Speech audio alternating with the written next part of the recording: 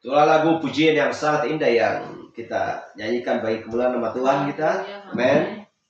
Dan Tuhan memberikan sebuah pewahyuan bagi sama mempelai wanita Kristus di akhir zaman tuh angkat lagu pujian yang indah yang datang daripada Kristus untuk kita ucapkan, untuk kita nyanyikan dari hati, ya, hati yang dalam dari palungan kita ini, dari jiwa kita, sehingga mengeluarkan aroma, ya, aroma yang wangi bagi kemuliaan nama Tuhan, yang menyenangkan hatinya. Itulah lagu pujian yang sangat indah. Dan tidak ada seorang pun yang tahu tentang lagu-lagu yang indah bagi sang hari pengangkatan yang akan tiba segera, di mana Tuhan akan mengubahkan tubuh kita dengan sekejap mata, dan Tuhan akan membangkitkan orang-orang yang mati di dalam Kristus. Haleluya. Dari tubuh jasmani kita ini, dari celestial kepada celestial, dari rumah, ya, yang sudah disediakan Tuhan, sehingga kita cepat-cepat bergegas sambil berjalan untuk menuju tanah perjanjian. Sebagaimana orang-orang kudusnya Tuhan berjejer, ya, teratur, rapi, indah dengan pakaian firman untuk menuju tanah Kanaan. Haleluya. Betapa bersukacitanya orang-orang percaya dari zaman dulu sampai ke zaman ini untuk, ya, menantikan kedatangan Kristus, menyongsong Tuhan di angkasa. Bagi orang-orang yang sudah dimeteraikan dan sudah dipilih dan sudah ditentukan sebelum dasar dunia ada. Bahkan rambut kita yang jatuh pun Tuhan itu. Tidak ada yang bisa hilang salah satu dari rambut kita ini ketika kita tampil di hadapan Tuhan. Itulah sebabnya kita selalu, ya, berjaga-jaga, karena kita tidak tahu tentang kedatangan Kristus. Sesuai dengan firman Tuhan. Tetapi berdandanlah, hai mempelai wanitaku, berdandanlah, sesuaikanlah dirimu dengan firman Tuhan yang saya ucapkan, untuk supaya engkau, ya, untuk supaya engkau menjadi milikku dan aku menjadi milikmu. Haleluya. Dan dia senang untuk melihat mempelai wanitanya sedang berperan sebagai prajurit-prajurit yang setia, sambil menantikan kedatangannya, melawan hal-hal yang berasal daripada si setan. Sehingga kita tidak pernah takut dan gentar untuk menghadapi dunia ini, karena kita selalu berserah kepada Tuhan. Tetapi semuanya itu bukanlah ketepatan bagi hidup kita. Memang kita sudah benar-benar berasal dari pikiran Tuhan sebelum dasar dunia. Haleluya. Dan orang-orang pilihannya dan orang-orang, ya, sang pengajar dan siapapun itu yang selalu berkegiatan di dalam Tuhan, mereka sudah ditentukan bahkan sebelum terbentuk dalam rahim seorang ibu. Sudah dipilih, sudah ditentukan untuk melakukan hal-hal tugas yang sudah, ya, ditentukan untuk mereka lakukan sebagai pekerja-pekerjanya Tuhan di dalam ladangnya. Sebagaimana Ruth bekerja dalam ladangnya Boaz, yang setia, yang tidak pernah memikirkan hal-hal yang lain selain daripada fokus kepada pesan terang di waktu senja di setiap pekerjaannya mereka masing-masing. Selalu mereka betah dan tidak pernah mengeluh dan tidak pernah gelisah dan tidak pernah, ya, memikirkan hal-hal yang tidak baik, dan selalu penuh dengan pengharapan, ya, akan janjinya Tuhan. Haleluya. Seperti itulah iman Abraham, Ishak dan Yakub, di mana penuh, ya, janji Tuhan. Dia yakin Tuhan akan memenuhi, menepati janjinya bahwa Sarai istrinya melahirkan seorang anak yang namanya Ishak. Dia tak pernah ganggu. Kita melihat iman mereka, dan iman itu tidak akan bisa diganti. Iman Abraham, Ishak dan Yakub sampai pada iman juga orang percaya mempelai wanita dia kejaman. Karena tidak ada yang namanya dua iman, hanya satu iman, berasal daripada Yesus Kristus. Baik, kita bersyukur pada waktu yang indah ini. Kita akan segera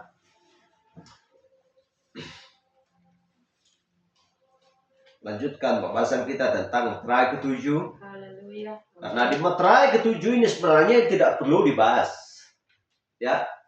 Karena meterai ketujuh berbicara tentang kedatangan Kristus. Itulah akhir dari ketujuh meterai. Ketujuh sangkakala berbicara tentang kedatangan Kristus, karena Matius 24 ayat 36 berkata tidak ada seorang pun yang tahu. Tetapi kita harus tahu jelas bagaimana tentang perjalanan. Karena hanya milik kita adalah meterai pertama, kedua, keempat. Setelah selesai penunggang kuda yang keempat itu, dari kuda putih sampai kuda abu-abu atau hijau kuning, ya, atau kuda pucat, berakhir mempelai wanita sudah diangkat, sudah diubahkan. Tetapi bicara tentang meterai kelima, keenam, dan ketujuh, kita harus mengetahui yang sejelasnya. Untuk supaya kita tahu bahwa perjalanan manusia di muka bumi sudah berapa ribu tahun. Ini yang perlu kita ketahui. Dan meterai dan ketujuh zaman gereja perlu kita ketahui untuk supaya benar-benar kita dipanggil Tuhan untuk melakukan tugas yang sudah ditentukan pada akhir zaman ini, terang di waktu senja ini. Untuk supaya kita bisa sebagai saksi dan teladan bagi orang-orang yang sedang berada bersama-sama dengan kita di muka bumi. Karena firman Tuhan, jadilah terang, maka terang jadi. Sehingga terang itu tidak akan pernah padam bagi orang-orang pilihannya di akhir zaman. Haleluya. Karena Tuhan berkata, jadilah garam, jadilah terang. Siapa lagi garam itu? Siapa lagi terang itu kalau bukan sebagai contoh bagi mempelai wanita di muka bumi? Hanya kitalah yang bisa menerangkan, dan hanya kitalah yang bisa mengekspresikan, ya, memantulkan bagi dunia lewat pantulan Tuhan kepada kita untuk menyaksikan, menyatakan bahwa hanya kita yang tahu perjalanan ketujuh zaman gereja. Dan tepat kita di zaman ini adalah zaman Laodikia. Sehingga tidak ada lagi zaman Laodikia yang lain, yang ketujuh selain daripada hari yang ketujuh. Karena kita tahu 1000 tahun bagi manusia, 1 hari bagi Tuhan. Amin. Jadi kalau kita melihat dari zamannya Adam, Nuh, dari zamannya Yesus sampai zaman Laodikia ini sudah beribu tahun. Sudah sekian ribu tahun. Itulah yang perlu kita lihat sesuai dengan yang dikatakan oleh Daniel, ke-70 minggu Daniel.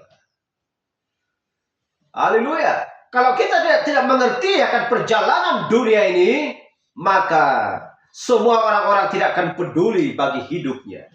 Tidak akan ada pertobatan, tidak akan ada perubahan hati dan pikiran manusia selain daripada mereka selalu tinggal di dalam penyembahan berhala. Siapakah penyembah berhala yang mengaku, ya, dirinya bahwa Allah yang menciptakan langit dan bumi, bahkan menciptakan manusia, tetapi dia tidak menyembah di dalam roh dan kebenaran kepada Tuhan, melainkan menyembah patung buatan manusia, menyembah benda yang mati. Jika orang-orang menyembah patung yang mati, berarti yang menyembah itu juga adalah orang-orang yang mati. Haleluya. Jadi itulah yang perlu kita, ya, itulah yang perlu kita lihat dan kita pelajari dalam hidup kita ini. Untuk supaya mengerti benar-benar untuk bagaimana cara menghitung hari-hari. Karena firman Tuhan berkata, hitunglah hari-hari. Kalau tanpa dihitung hari-hari, maka hidupnya akan penuh dengan kegelisahan. Karena dia tidak tahu untuk menerangkan sesuatu yang pasti di dalam hidupnya. Seolah-olah yang dia lakukan semuanya itu adalah benar. Karena baik manusia belum tentu baik bagi Tuhan. Haleluya. Seolah-olah manusia sudah mengampuni sesama yang lain, padahal bagi Tuhan, ya, itu tidak benar. Karena tidak menghitung hari-hari dan lewat firman Tuhan. Cara menghitung hari-hari bukan melihat apa yang saya kerjakan semalam, apa yang saya dilakukan oleh orang tuaku ketika aku dikandung, apa yang dilakukan oleh ayahku ketika aku masih kecil. Bukan itu. Tetapi cara menghitung hari-hari dari firman Tuhan. Itulah caranya menghitung hari-hari. Bukan mencatat buku harian, apa yang saya kerjakan, apa yang saya tanam, apa yang saya tuai, bukan seperti itu. Tetapi menghitung hari-hari adalah dari kitab Kejadian sampai Wahyu. Kita menyesuaikan diri sesuai dengan firman Tuhan, apa yang kita lakukan, apa yang belum kita lakukan. Haleluya, amin. Haleluya. Sehingga kita menjadi persis sama seperti firman Tuhan. Apa yang sudah perintahkan, lalu kita koreksi, kita lihat diri kita, apakah sudah sesuai, kita menyebut bahwa kita adalah mempelai wanita, barulah kita benar-benar menghitung hari-hari kita. Baik, mari kita langsung saja kita buka Alkitab kita dari kitab Kejadian 3 ayat 6 untuk melanjutkan pembahasan kita minggu kemarin. Dan langsung saja nanti ke Yesaya 14 ayat 12. Dan saya selalu catat karena catatan sangat perlu. Kadang-kadang hati dan kadang-kadang pikiran ini bisa lupa kalau tidak dicatat. Kalau ada salinan, berarti kita selalu menempelkan apa yang sudah kita baca dan kita catat, selalu menempel dalam pikiran. Demikian firman Tuhan kita Kejadian 3 ayat 6. Perempuan itu melihat bahwa buah pohon itu baik untuk dimakan dan sedap kelihatannya. Lagi pula pohon itu menarik hati karena memberi pengertian. Lalu ia mengambil dari buahnya dan dimakannya dan diberikannya juga kepada suaminya yang bersama-sama dengan dia. Dan suaminya pun memakannya. Kita lihat di Yesaya 14 ayat 12. Wah, engkau sudah jatuh dari langit, hai bintang timur, putra fajar, engkau sudah dipecahkan dan jatuh ke bumi, hai yang mengalahkan bangsa-bangsa. Mari kita berdoa. Terima kasih Tuhan Yesus, engkau sudah memberikan pengertian yang lebih lagi kepada kami Tuhan. Dengan pengajaran hujan akhir bagi kami mempelai wanitamu di akhir zaman Tuhan, untuk supaya benar-benar kami menjadi matang, untuk benar-benar kami siap dituai, sehingga lewat Tuhan pemberitaan pesanmu, firmanmu di akhir zaman ini membuat kami Tuhan sebagai mempelai wanitamu menjadi matang, jelas oleh teriknya matahari memberikan sinar kemuliaan bagi kami Tuhan.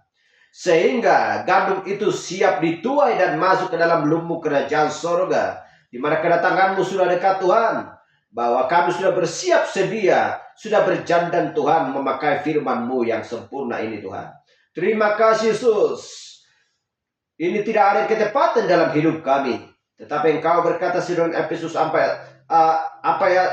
sesuai dengan Efesus 1 ayat 4 Tuhan, bahwa Engkau sudah memilih kami dan menentukan kami sebelum dasar dunia ada. Terima kasih Tuhan, kami serahkan hidup kami ke dalam tangan Tuhan. Biarlah Roh Kudus-Mu pada waktu yang indah ini memimpin dan mengajar kami Tuhan. Mengurapi setiap kepala kami dan telinga kami, supaya kami meretat kepada setiap firman-Mu Tuhan yang tertulis, yang Kau singkapkan di akhir zaman ini Tuhan bagi kami. Sehingga kami tahu tidak ada yang terselubung Tuhan rahasia-rahasia keselamatan itu, melainkan Tuhan yang kedatangan-Mu yang tidak kami tahu. Untuk supaya kami benar-benar, setiap orang Tuhan benar-benar menantikan Engkau Tuhan, yang Engkau sudah pilih Tuhan, untuk Engkau bawa Tuhan kepada kerajaan yang kekal. Terima kasih Yesus, kami berdoa juga dengan saudara-saudara kami yang bersama-sama dengan kami Tuhan, menerima pesan-Mu di akhir zaman ini Tuhan.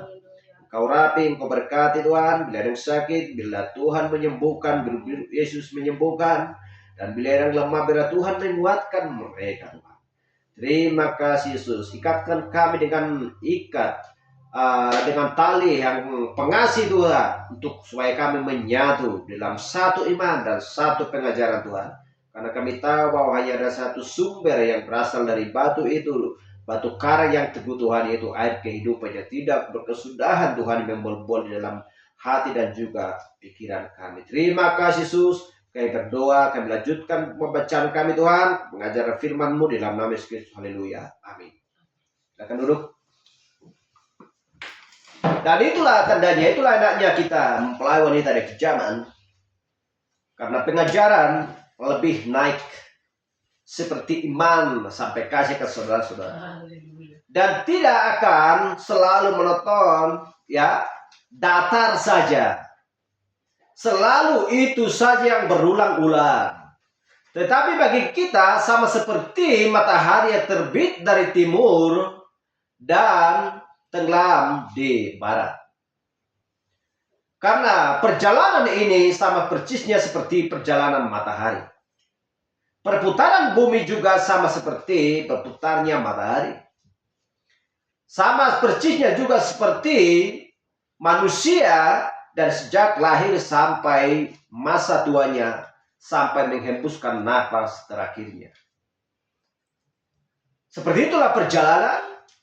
Dan tidak ada perjalanan manusia ya yang tidak seperti itu. Haleluya. Walaupun Elia ya tidak mati, tetapi ada saatnya. Karena tugasnya belum selesai. Semuanya manusia yang mati di dalam Tuhan, yang hidup di dalam Tuhan sampai pada hari kedatangannya, semua akan kembali kepada Tuhan. Tidak ada yang kembali kepada siapapun selain daripada kepada Dia. Manusia yang jauh, ya, yang hidup di dalam dosa, yang menerima upah maut, mereka kehilangan jiwa. Karena hanya ada dua hal. Mau ke iblis atau kepada Tuhan. Haleluya. Itu saja hidup manusia di muka bumi. Tidak ada yang lain. Tidak ada Tuhan yang lain. Tidak ada iblis-iblis yang lain. Hanya satu iblis, hanya satu Tuhan. Itulah sebabnya sangat tajam pengajaran iblis. Tetapi kita tahu, ya, juga firman Tuhan lebih tajam dari pedang bermata dua. Haleluya. Sampai sanggup memisahkan antara tulang dan susu, antara roh dan jiwa. Itulah pengajaran Tuhan. Jadi seperti itulah level mempelai wanita. Dari iman sampai kasih akan saudara-saudara. Sehingga bertemulah dengan kasih. Karena kasih adalah Kristus sendiri. Amen. Yang menutup, yang memeteraikan, menjamin keselamatan kita sampai pada hari kedatangannya. Itulah sebabnya iblis tidak bisa bagaimanapun caranya untuk merampas milik kita, mencuri milik kita, karena kita sudah dimeteraikan Tuhan. Haleluya. Baik. Atau dikatakan di Kejadian 3 ayat 6 tadi dan Yesaya 14 ayat 12 berkaitan. Kenapa berkaitan? Karena yang jatuh dari langit adalah yang di kitab Yesaya 14 ayat 12 untuk menipu si Hawa. Perempuan itu melihat bahwa pohon itu baik untuk dimakan dan sedap kelihatannya. Lagi pula pohon itu menarik hati karena memberi pengertian. Lalu ia mengambil dari buahnya dan dimakannya dan diberikannya kepada suaminya. Kita lihat, apakah pernah orang-orang berpikir ya ketika di Kejadian 3 ayat 6 ini dikatakan dan diberikannya juga kepada suaminya yang bersama-sama. Apakah ya pada waktu itu bahwa Adam dan Hawa bersama-sama dengan dia sehingga Adam itu mengizinkan bahwa Hawa itu memakan buah itu? Karena dikatakan di sini bahwa dia bersama-sama dengan Hawa. Apakah Adam itu menyetujui buah itu untuk dimakan? Karena yang tertulis di sini bahwa suaminya yang bersama-sama dengan dia. Dan suaminya pun memakannya.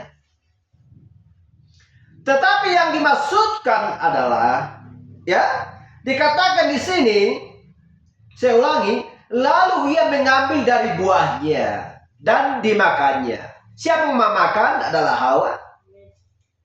Lalu diberikannya juga kepada suaminya yang bersama-sama dengan dia.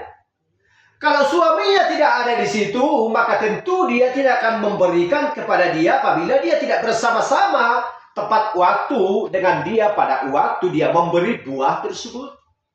Tetapi ketika Hawa memakan buah itu pada waktu itu, maka Adam tidak bersama-sama dengan dia. Kadang-kadang tumbuh pertengkaran bagi orang yang tidak mengerti akan hal ini. Dan tidak mungkin istrinya memberikan buah itu kepada suaminya kalau tidak bersama-sama dengan dia. Tetapi bukan dikatakan ketika perempuan itu memakan buah itu, maka suaminya tepat bersama-sama dengan dia. Kalau itu, mungkin susah juga untuk dijawab. Tetapi dunia ini berkata, suaminya bersama-sama dengan dia ketika perempuan itu memakan. Tidak ada tertulis. Tetapi ketika perempuan itu memberikan buah itu kepada suaminya dan tertulis bahwa dia bersama-sama dengan dia. Tetapi tidak ada tertulis ketika perempuan itu memakan buah itu bersama-sama dengan suaminya. Tidak ada tertulis dalam Alkitab. Tetapi orang kadang-kadang menafsir dengan penafsirannya sendiri. Karena Adam tidak bodoh. Karena Tuhan sudah mau memberikan pengajaran, memperingatkan kepada Adam untuk supaya buah itu tidak dimakan. Tetapi kenapa bisa terjadi demikian? Jawabnya adalah Yesaya 14 ayat 12. Wahai engkau sudah jatuh dari langit, hai bintang timur, putra fajar, engkau sudah dipecahkan dan jatuh ke bumi, hai yang mengalahkan bangsa-bangsa. Haleluya. Siapakah dia? Dia adalah seorang malaikat yang bersama dengan Allah di surga. Ya. Tetapi karena hendak dia mau menyamai Kristus, mau menyamai Allah, sehingga dia tidak taat ajaran, sehingga dia pun dijatuhkan dari langit. Ketika dia dijatuhkan dari langit, apa yang direncanakan? Untuk menjatuhkan manusia itu, yaitu ciptaan Allah sendiri. Haleluya. Haleluya. Tujuannya apa? Ketika dia tidak bisa memerintah di kerajaan Allah, dia mau mencari kerajaannya di bumi. Untuk supaya ada menyembah dia.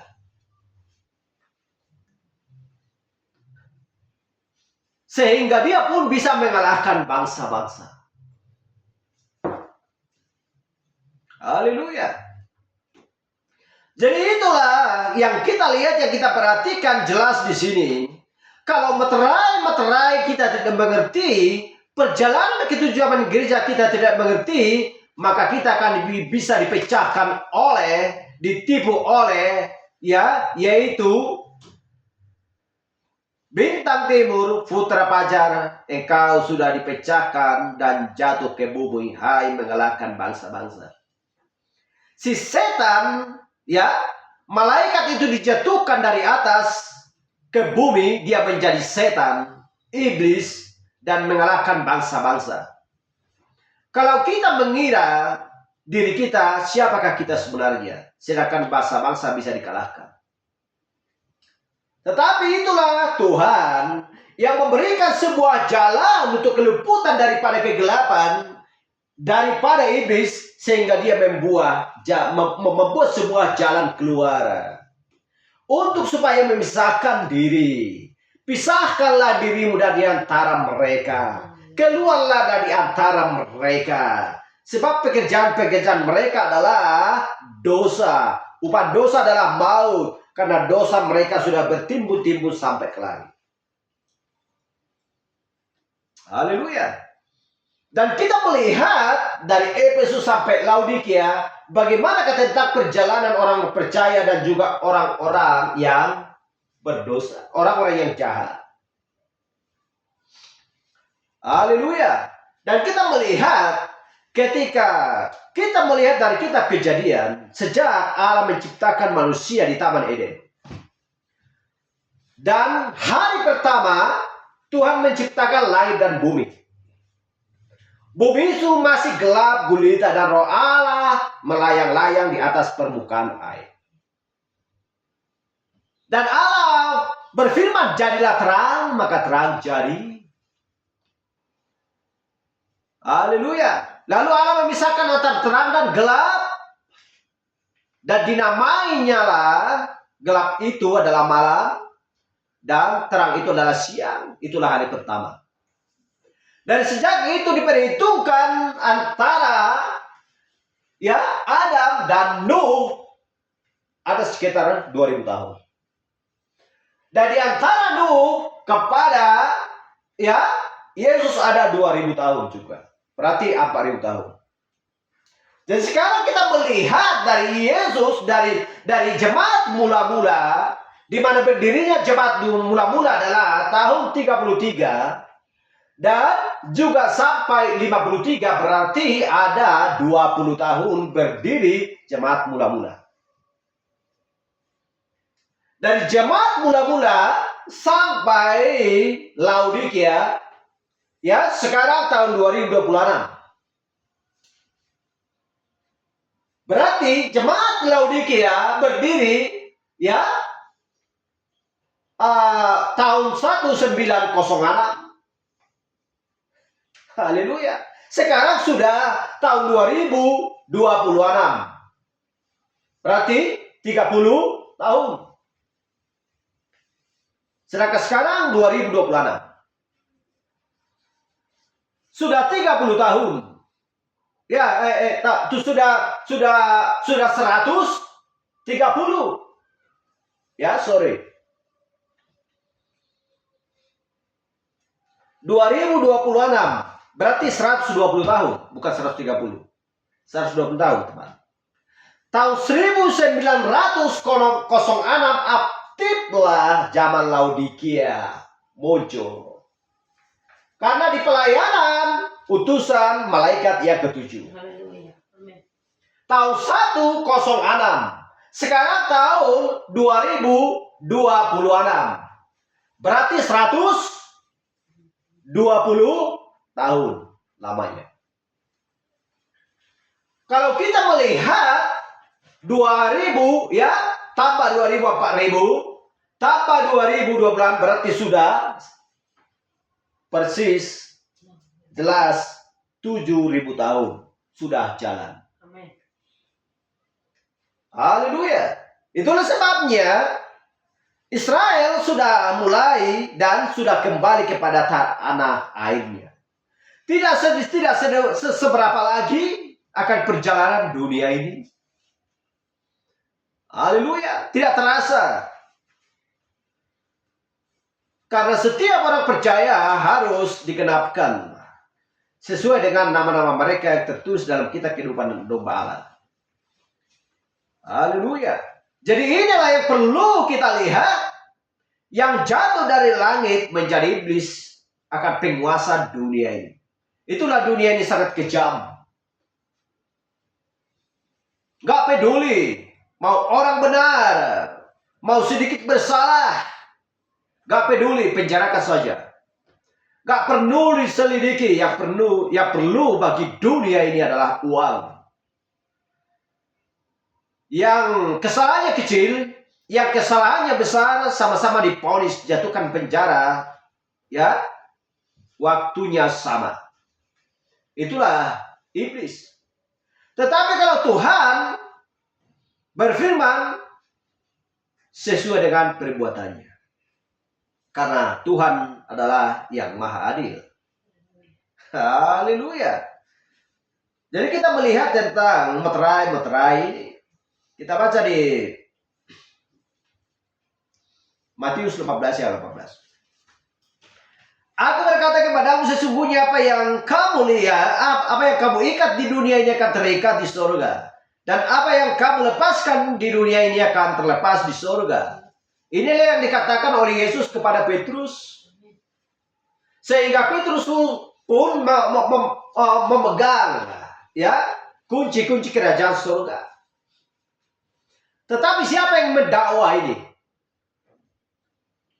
Hal yang sama juga.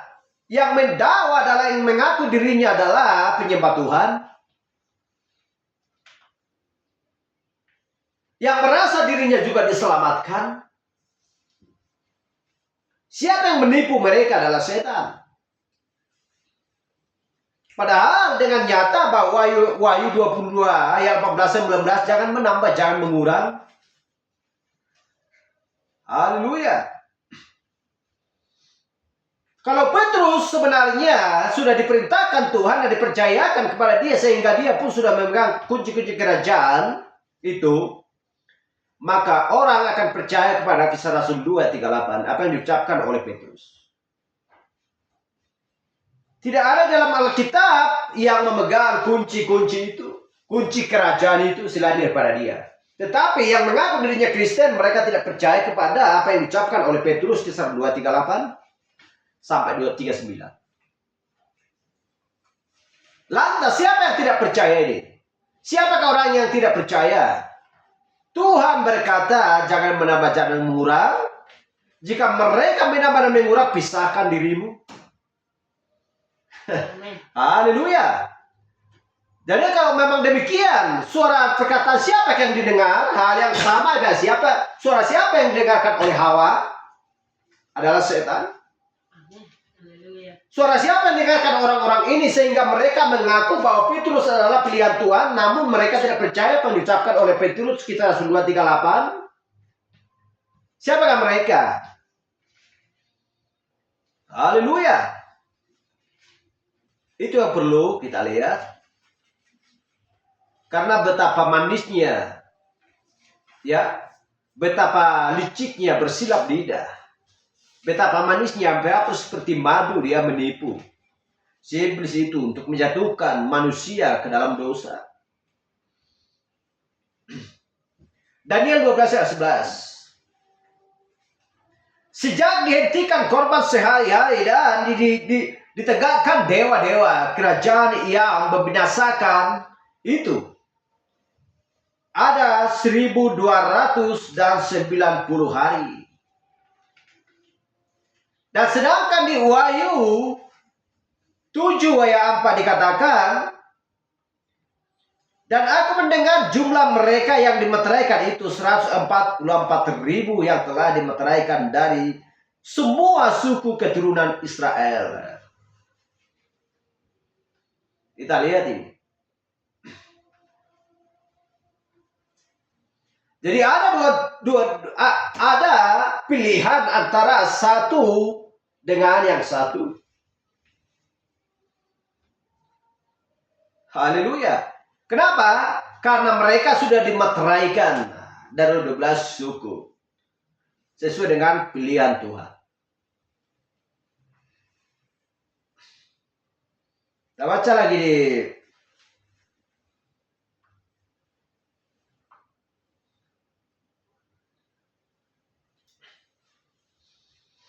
kita sesuaikan tadi yang kitab Daniel dan juga Wahyu. Dan di Matius 12 sangat jelas Yesus berkata, ya. Tetapi ketika orang Farisi mendengarnya, mereka berkata, dengan Beelzebul, penghulu setan, ia mengusir setan. Matius 12 ayat 24.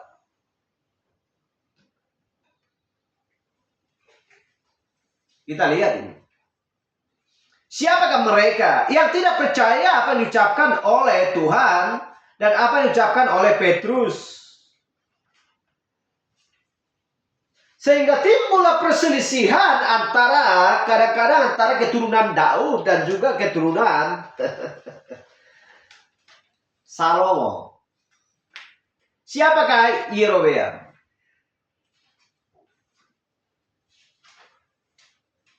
dan juga Heroyam. Di antara mereka berdua, ya, juga sama-sama raja. Antara keturunan Daud, karena anak Daud adalah Salomo. Ya.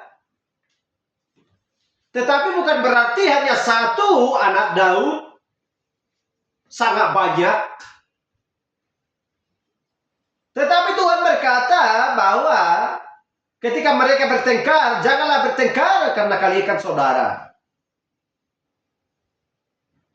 Haleluya.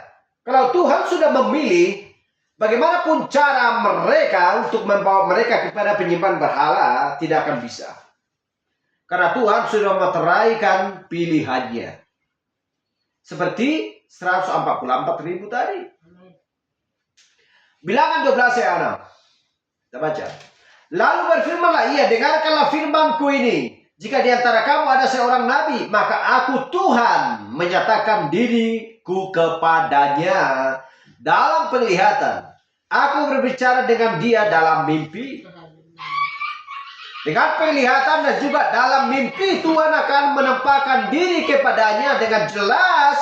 Maka apa yang dikatakan, diucapkan oleh Tuhan dengan dia, itu akan nyata dan benar. Itulah sebabnya selalu ujilah dia dengan firman. Apakah sudah sesuai dengan firman apa yang dia ucapkan itu adalah benar? Ulangan 13 ayat 1.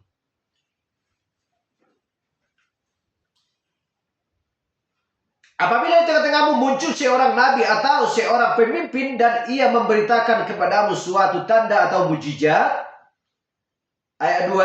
Dan apabila tanda-tanda mujizat itu dikatakannya kepadamu itu terjadi dan ia membujuk, mari kita mengikuti Allah lain yang tidak kau kenal dan mari kita berbakti kepadanya, maka janganlah engkau mendengarkan perkataan nabi atau pemimpin itu. Sebab Tuhan Allahmu mencoba kamu untuk mengetahui apakah kamu sungguh-sungguh mengasihi Tuhan Allahmu dengan segenap hatimu dan dengan segenap jiwamu. Itulah sebabnya bukan mudah untuk masuk ke dalam kerajaan sorga. Karena sesat dan sempitlah jalan untuk menuju kepada kehidupan dan sedikit orang yang mendapatinya. Tuhan selalu mencoba. Tuhan selalu menguji. Apakah kamu benar-benar setia dan sungguh-sungguh mengasihi Tuhan? Haleluya. Dengan segenap jiwamu.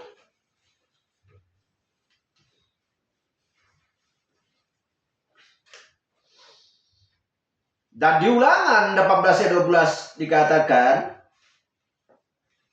apabila seorang nabi berkata demi nama Tuhan dan perkataan itu tidak terjadi dan tidak sampai, maka itulah perkataan yang tidak difirmankan Tuhan dengan terlalu berani.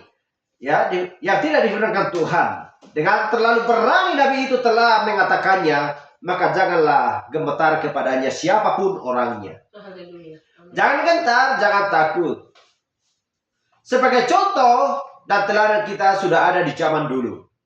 Dan tidak pernah gentar atau takut sedikit pun yang namanya Daud kepada Goliat. Haleluya. Tidak pernah gentar. Dan tidak pernah gentar sedikit pun antara Sadrak, Esa dan Abednego untuk melihat api yang dipanaskan berlipat-lipat kepanasannya di dalam tungku perapian untuk supaya mereka dimasukkan ke dalam api. Mereka tidak pernah gentar dan takut. Saudara kita Daniel dan tidak pernah takut untuk dimasukkan ke dalam goa singa. Haleluya. Jangan percaya kepada mereka. Sebab mereka adalah penyembah-penyembah berhala.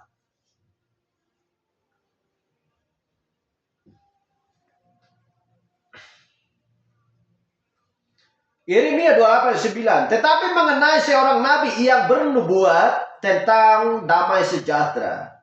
Jika nubuat nabi itu digenapi, maka barulah ketahuan bahwa nabi itu benar-benar diutus oleh Tuhan. Itulah sebabnya kita harus tahu, mengerti, dan melihat tentang meterai-meterai ini. Sedangkan dunia ya mengatakan bahwa dari penunggang keempat ini, kuda putih, kuda merah, penunggang kuda putih, kuda merah, kuda hitam, dan hijau kuning, atau kuda pucat atau babu, mereka mengatakan bahwa kuda putih itu, penunggang kuda putih itu adalah Kristus. Gagal mereka untuk memahami ini. Haleluya. Siapakah pengajar mereka? Sehingga mereka mengatakan, menyebutkan bahwa penunggang kuda putih itu adalah Kristus. Dari mana mereka mendapatkan hal itu? Haleluya. Di mana dalam Alkitab bahwa itu adalah Kristus tertulis? Haleluya. Karena penunggangnya sama-sama memegang, memiliki panah. Tetapi yang satu tidak ada anak panahnya, yang satu tidak ada anak panahnya, yang satu ada anak panahnya. Mereka tidak tahu membandingkan itu, sehingga mereka pun tersesat untuk mengetahui hal itu. Yang dimaksudkan, janganlah dengarkan dan jangan percaya kepadanya. Amen. Itu yang dimaksudkan. Dan mereka tidak tahu bahwa bercampurnya antara kuda putih dan kuda merah dan kuda hitam, dan dihasilkan adalah hijau kuning atau abu-abu.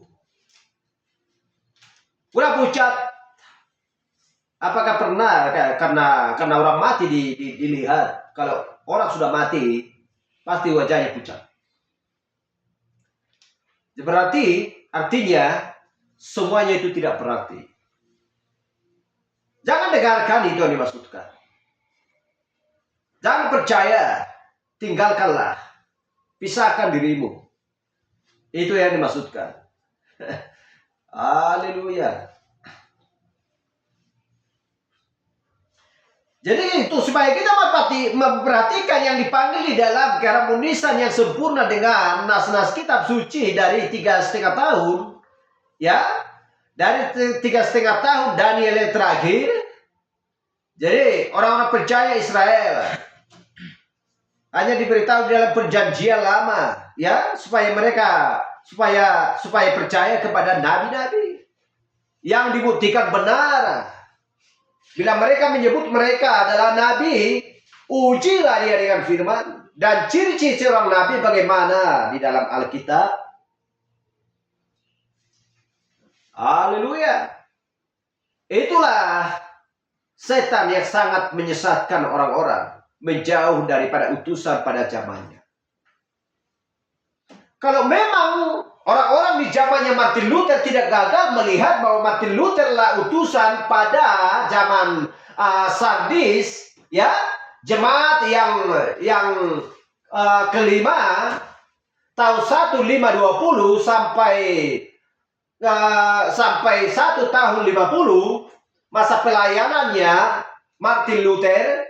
Kalau mereka tidak gagal untuk melihat itu, maka pengikut Martin Luther bukanlah ribuan yang dibunuh dan dimatikan.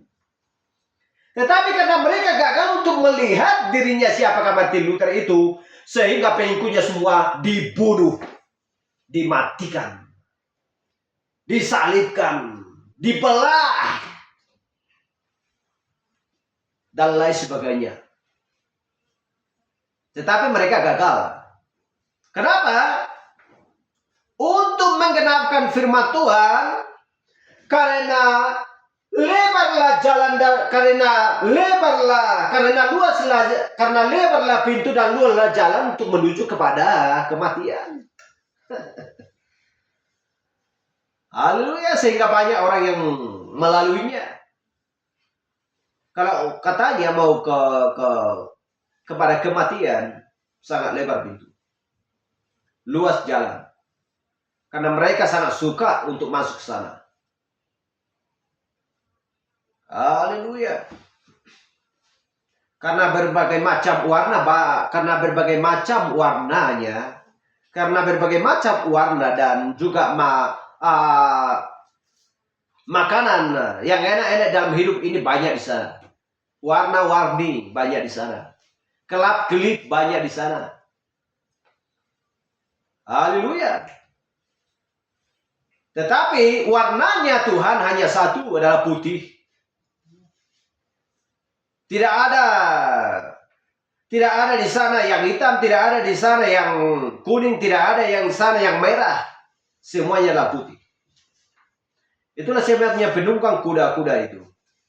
Ya, keempat penunggang itu adalah bermacam warna-warni. Tetapi hanya satu namanya, itu adalah iblis.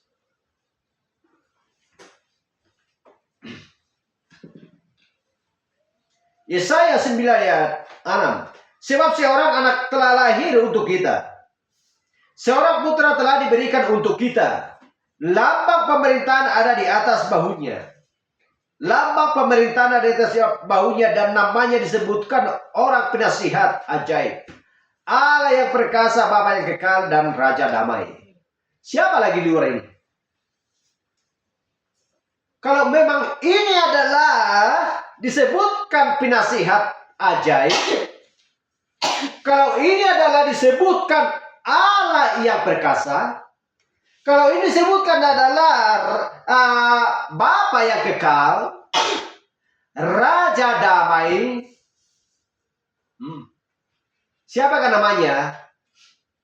Telah lahir, anak telah lahir untuk kita adalah Yesus. Haleluya. Tetapi manusia yang mengaku dirinya Kristen di zaman ini sampai zaman dulu gak mengaku-aku bahwa ini adalah Tuhan, bahwa ini adalah Allah yang perkasa, bahwa ini adalah Bapa yang kekal. Tetapi mengaku bahwa dia adalah Raja damai. Itu saja. Raja damai diakui, penasehat ajaib diakui, tetapi Allah yang perkasa dan Bapa yang kekal tidak diakui.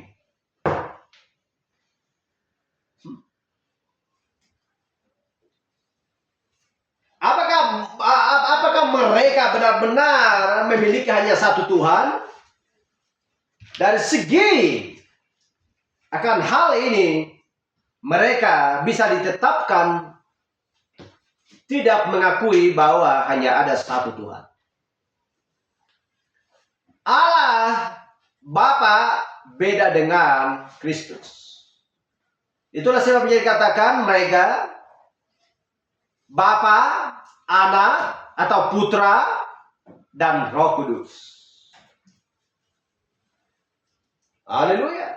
Dan tidak pernah mengakui Kisah Rasul 2 sebagaimana Petrus tadi yang menyatakan itu kepada orang-orang banyak, bertobatlah dan hendaklah kamu masing-masing memberi dirimu dibaptis dalam nama Tuhan Yesus Kristus untuk pengampunan dosamu, maka kamu akan menerima karunia Roh Kudus. Dia sudah memegang kunci kerajaan surga. Tetapi orang juga tidak percaya kepada dia bahwa Kristus adalah Tuhan. Sehingga orang-orang membaptis dalam nama Bapa, Anak, dan Roh Kudus. Tetapi bagi kita adalah bahwa Bapa, Anak, dan Roh Kudus adalah Yesus Kristus. Sehingga membaptis pun ya sesuai dengan perintah Petrus, bertobatlah, berilah dirimu dibaptis dalam nama Tuhan Yesus Kristus. Dan Paulus pun melakukan hal yang sama, memerintahkan untuk dibaptis dalam nama Yesus Kristus.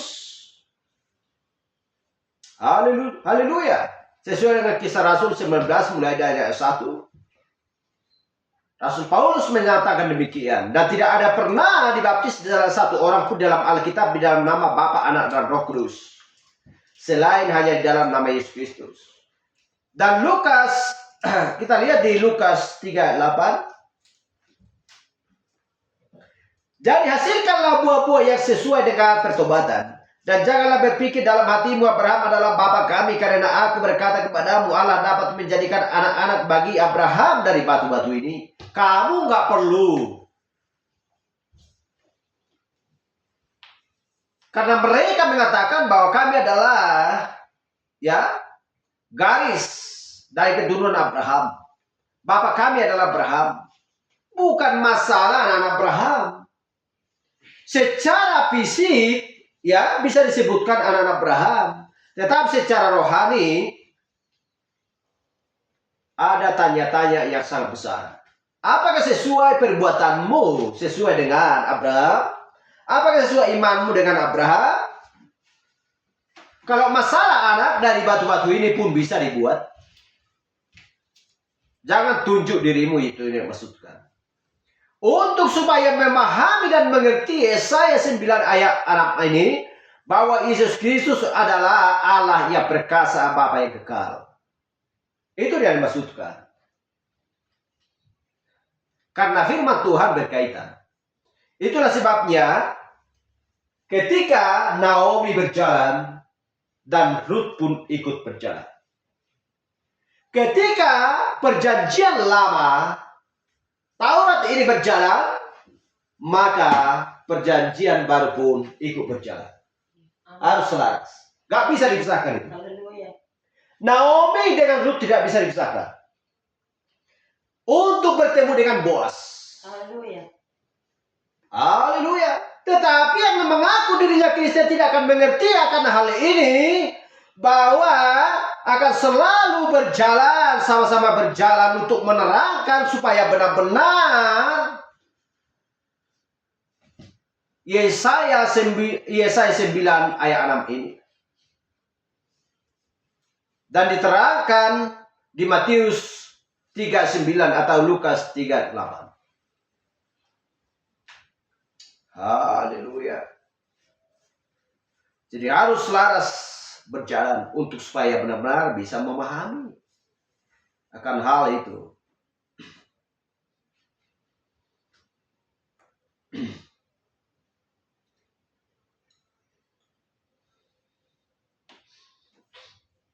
Jadi kita melihat bahwa Yahudi itu berdiri di sana, ya, dan air mata meleleh di pipinya.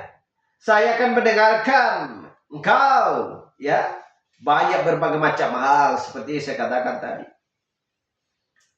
Bukan seperti itu, karena Allah sanggup membangkitkan anak-anak bagi Abraham dari batu-batu. Bukan soal anak, tetapi soal tindakan. Keluaran 20 ayat 2. Akulah Tuhan Allahmu yang membawa engkau keluar dari Mesir, dari tempat perbudakan. Jangan ada padamu Allah lain di hadapanku. Firman Tuhan. Dengarkanlah, hai orang Israel, Tuhan itu Allah kita. Tuhan itu Esa. Bukankah di Markus 12 ayat 29 berkata, jawab Yesus, hukum yang terutama ialah, dengarkanlah hai orang Israel, Tuhan Allah kita, Tuhan itu Esa. Haleluya. Haleluya. Apakah ketegas lagi? Makanya harus seirama. Dari keluaran 20 ayat 2 dan sampai 3, atau ulangan juga namanya 4, selaras seiring berjalan dengan Markus 12 ayat 29. Haleluya.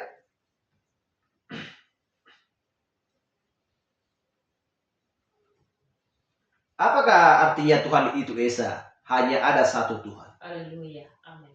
Itu yang dimaksudkan. Tetapi orang-orang tidak akan mengerti akan hal itu. Tidak mengerti. Bahkan disebutkan pun dia tidak bisa Bapa. Padahal jangan jelas dari kitab Kejadian sampai Wahyu, Bapa itu adalah Yesus Kristus. Haleluya. Daniel 12 ayat 12.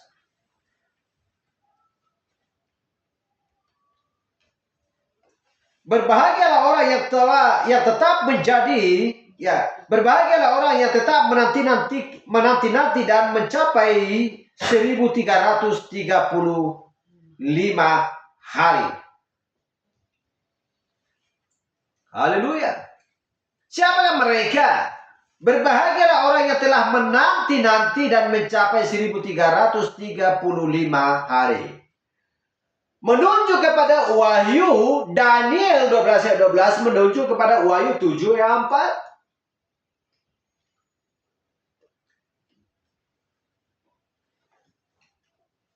Dan aku mendengar jumlah mereka yang dimeteraikan itu 144.000 yang telah dimeteraikan dari semua suku keturunan Israel.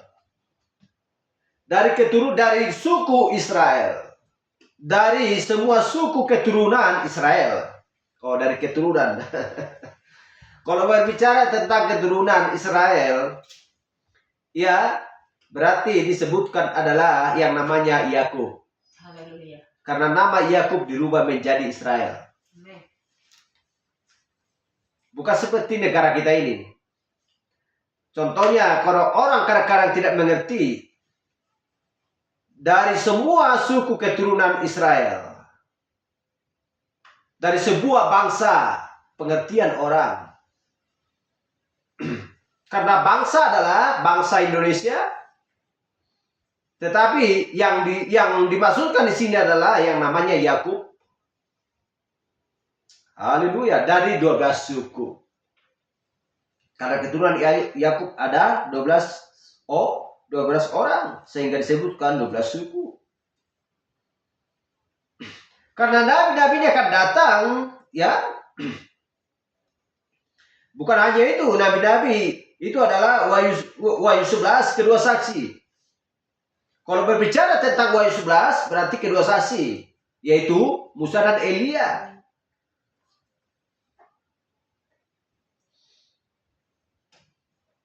Jadi 144.000 orang ini tidak akan tidak ada hubungannya dengan mempelai wanita, itu jelas. Tidak ada satupun dari nas kitab suci yang mendukung hal itu.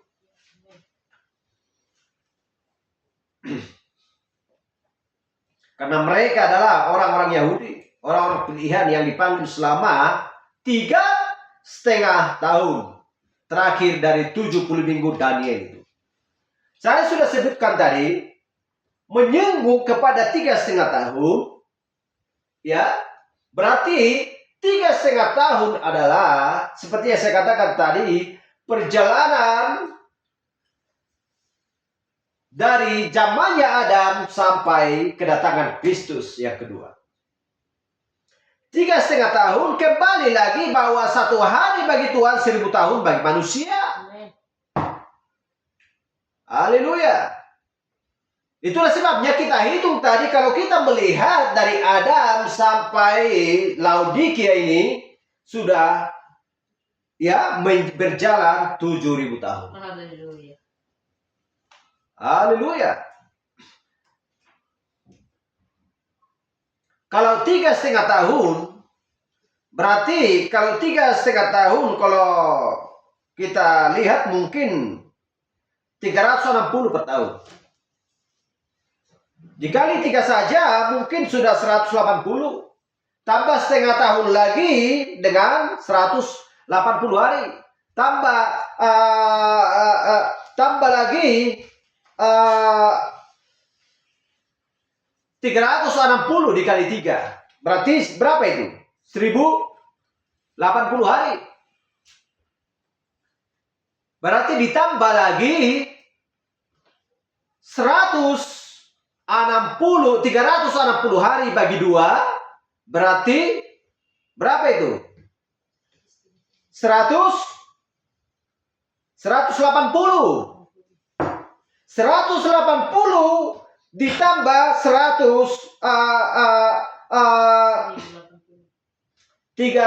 berapa tadi? 1080 ditambah 180 berarti 1260 hari. Kalau 1260 hari berarti 3,5 tahun. Itulah sebabnya dipanggil selama masa 3,5 tahun terakhir dari 70 minggu Daniel. Haleluya. Jadi kita perhatikan bagaimana mereka harus buta untuk menyelamatkan dari bangsa kafir. Mereka dibutakan terlebih dahulu sehingga mereka menolak Kristus supaya kita mendapatkan kasih karunia dari Tuhan. Haleluya. Jadi Allah harus membutakan orang Yahudi untuk menghalangi mereka mengenal Yesus.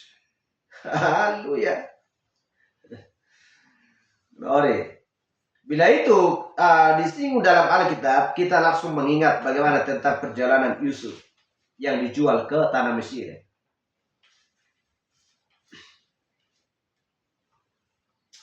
Haleluya.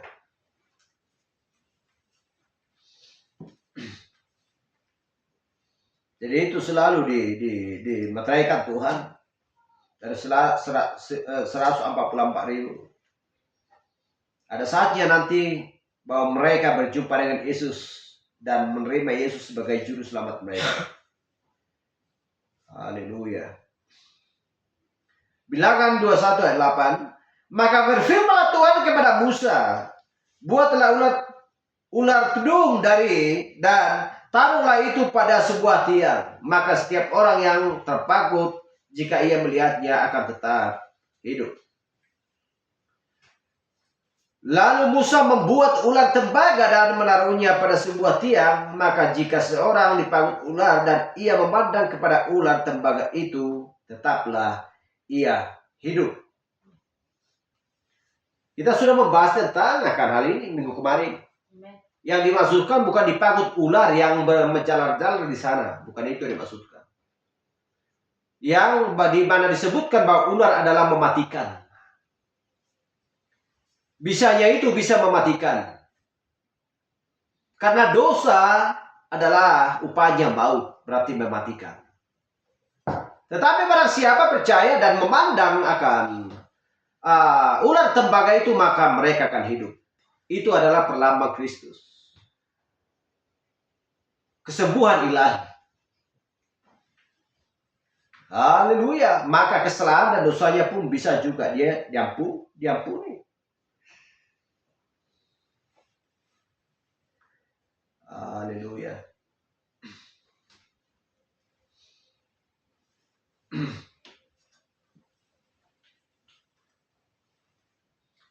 Roma 11 ayat 24. Sebab jika kamu telah dipotong sebagai cabang dari pohon zaitun liar dan bertentangan dengan keadaanmu itu, kamu telah dicakokkan pada pohon zaitun sejati. Terlebih lagi mereka ini yang menaruh asal mereka akan dicakokkan pada pohon zaitun mereka sendiri.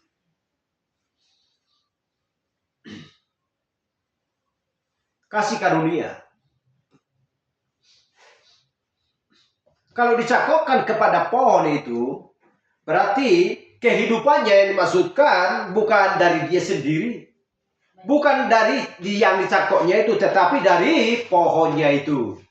Pohon adalah Kristus, dan barang siapa yang dicakokkan kepada Kristus, pasti dia menghasilkan yang sama, karena kehidupannya berasal daripada Kristus. Haleluya. Haleluya, itu dia maksudkan. Wahyu 7:4. Dan aku mendengar jumlah mereka yang dimeteraikan 144.000 yang telah dimeteraikan dari suku-suku keturunan Israel. Dan aku akan memberi tugas kepada 2 saksiku supaya mereka bernubuat sambil berkabung 1260 hari lamanya. Kita lihat di sini. Wahyu 11 ayat 3 ini. Inilah dimaksudkan adalah 70 minggu Daniel.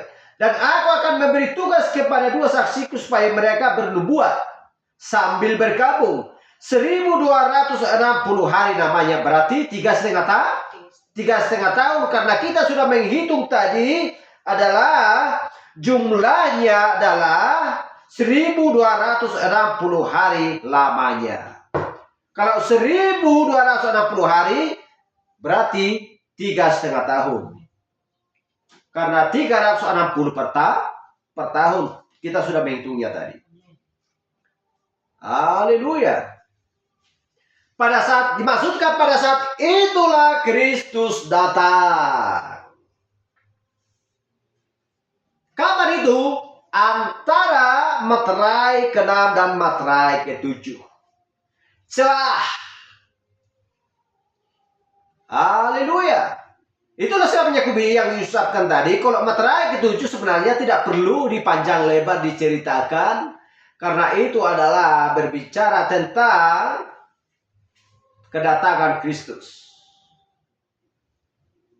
Ya, kalau antara saksi yang kedua ini selama 1263,5 tahun lamanya, maka di sinilah terjadi kesusahan besar.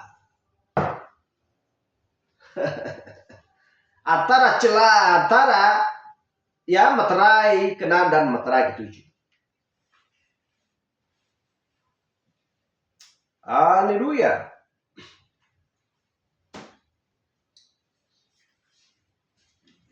Kita baca lagi di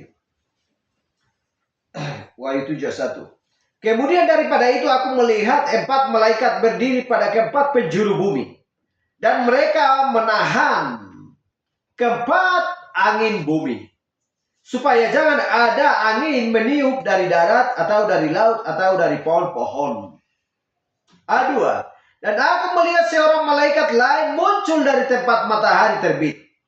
Ia membawa meterai Allah yang hidup, dan ia berseru dengan suara nyaring kepada keempat malaikat yang ditugaskan untuk merusakkan bumi dan laut. A3. Katanya, janganlah merusakkan bumi atau laut atau pohon-pohon sebelum kami memeteraikan hamba-hamba Allah kami, hamba malah kami pada dahi mereka. Ayat 4. Dan aku mendengar jumlah mereka yang dimeteraikan itu. Kita lihat ini, 144.000 yang telah dimeteraikan dari semua suku keturunan Israel. Sebelum ini dimeteraikan, sebelum ini dipanggil, maka perang belum berlangsung. Haleluya. Itu yang dimaksudkan. Jangan rusakkan. Tidak akan terjadi perang terlebih dahulu sebelum ini termeteraikan 144.000. Tetapi setelah meteraikan 144.000, tampillah kedua saksi, Elia dan Musa, maka terjadilah perang. Tetapi setelah terjadi terang, 144.000 terselamatkan, dan mereka tidak berperang, dan mempelai wanita sudah terlebih dahulu dimasukkan ke dalam istana Kristus, dan terjadilah perang, dan kesudahan dunia akan lenyap dan berakhir. Haleluya. Terpujilah nama Tuhan. Sampai di sini kita lanjutkan minggu depan. Haleluya. Kita akan dengan pelan-pelan membahas semuanya ini supaya tidak ada simpang siur, supaya tidak ada yang kurang pas, ya. Karena kita tahu bahwa firman Tuhan tidak bisa ditambah dan dikurang. Supaya kita tidak terjerumus, supaya kita benar-benar dengan menetap mengerti.